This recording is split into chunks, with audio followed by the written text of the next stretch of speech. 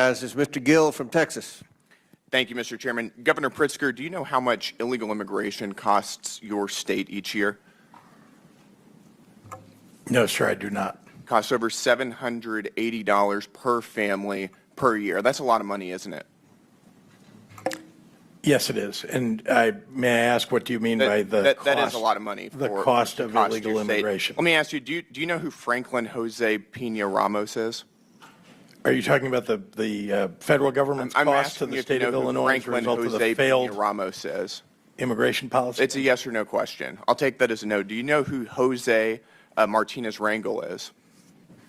No, sir, I do not. You don't.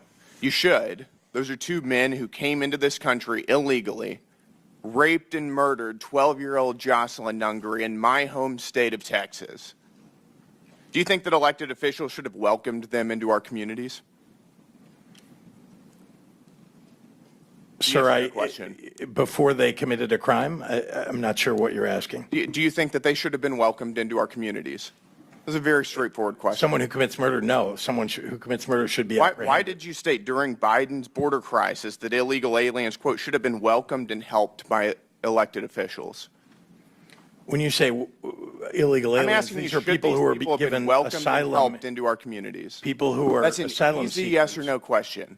Well, you're mischaracterizing them. It is your position that they should have been welcomed into our communities. Is that correct? There were asylum seekers your who were here legally. And then they went on and murdered and raped 12-year-old Jocelyn. Someone who commits murder should be held accountable. We do that in the state. And you think they should have been welcomed into our communities before they did? I don't know how you can tell before somebody commits a crime that they are going to commit. You can secure the border and not let illegal aliens come into our communities. Do you support abolishing ICE? Asylum seekers. Do you support abolishing ICE? No, I believe we need an immigration force in the United States. You don't. In fact, you believe a budget is a moral document. Is that correct? I do. You do. You tweeted that. Your administration gave $12,000 to the Organized Communities Against Deportations, which just this past month was marching in the streets of Chicago with signs saying abolish ICE. Do you support this? I do not. Is this a reflection of your moral values? Is this a reflection of your moral values? I do not support abolishing an immigration force. That's good to hear. Mr. Governor, do you think that biological men should be able to use women's restrooms? I'm not sure how this has to do with immigration. It's just a yes or no question. Why are you? It's very easy to answer. Do you think that men should be using doing fact finding? I'm sorry? Do you think men should be allowed in women's restrooms? I'm not sure why this has come to this issue. You tweeted that as a protest against President Trump, everyone should use the other gender's bathroom today. Have you ever used the women's restroom? Not that I can recall ever, sir. No. You wanted everybody else to do it, but you didn't? Sir, I'm not sure why we're on a topic that has nothing to do with today's hearing. You're advocating for men to use women's restrooms, but you didn't do it? I do not advocate that, no. Well, actually, you did. You said everyone should use the other gender's bathroom today. I can tell you that you are politicizing this in a way that what we ought to be focusing on is the failure encouraging of the federal men to use women's restrooms and the Congress to deal with immigration reform. Do you regret encouraging men to use women's restrooms? Again, you're taking us on topics that have. Did you ever consider that women don't want you in their bathrooms? So you're admitting that this is just a political circus? No, I'm asking you because you put this on the internet for everybody and really about you grandstanding. I'm asking you, have you ever considered that women don't want you in their bathrooms?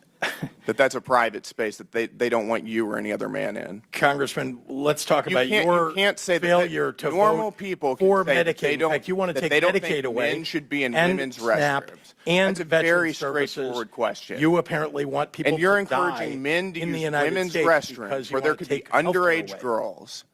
Do you think that's appropriate? Sir, if we're going to politicize this, let's talk about what you're doing to people in this country. Do you think that's normal? By virtue of your votes. All right, let's move on. Let's President Trump. Do you support Hamas's agenda? Sir, I do not. They are a terrorist organization. Your administration gave a grant to the Muslim Civic Coalition, which just 2 weeks after October 7th was marching in the streets of Chicago to, quote, stop the U.S.-backed genocide against Gaza. Is that a reflection of your values? I have spent my life fighting anti-Semitism. No, I'm asking, is this a reflection of your values?